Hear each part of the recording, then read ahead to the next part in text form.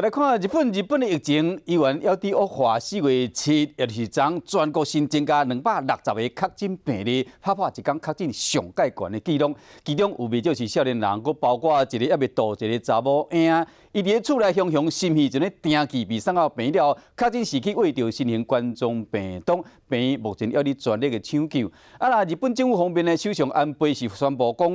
为明仔载初3开始扩大实施入境的禁令，禁止包括台湾在内73个国家地区，这个旅客入境，而且所有入境的人拢需要自主隔离14天。安倍当时宣布讲，将要发予全国每一户2片喙罨，也毋过呢是布喙罨，强调讲会使洗了搁用。这个话是安尼讲，有真侪人上网络甲吐槽。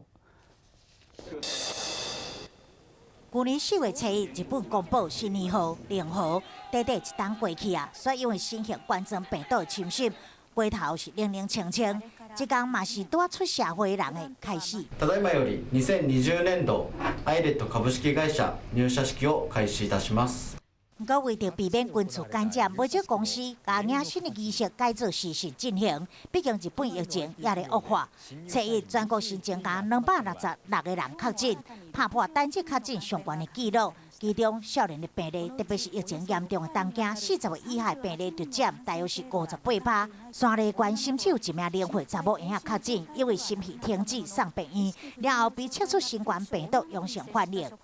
当院の小児科のスタッフ、それから ICU のスタッフで、懸命治療している最中でございます。不過父母的採檢結果是陰性，也閣需要釐清感染來源。面對疫情惡化，是毋是宣布緊急狀態？這兩天是國會質詢首相安倍的話題，但是安倍議員強調，也無到宣布的時陣。另外，伊嘛決定要發落每一戶2片的喙罨，不過是一般布的喙罨。洗剤を使って洗うことで再利用可能であることから、急激に拡大しているマスク需要に対応する上で極めて有効であると考えております。安倍這張喙罨牌惹來大量民眾的吐槽，有人講浪費錢，也閣有人講更較需要的是呼吸器。嘛有人想要問厝內有4個人是要安怎？即馬大家驚病毒吹上門，政府祭出的每一個防疫的政策，嘛攏被放大檢視。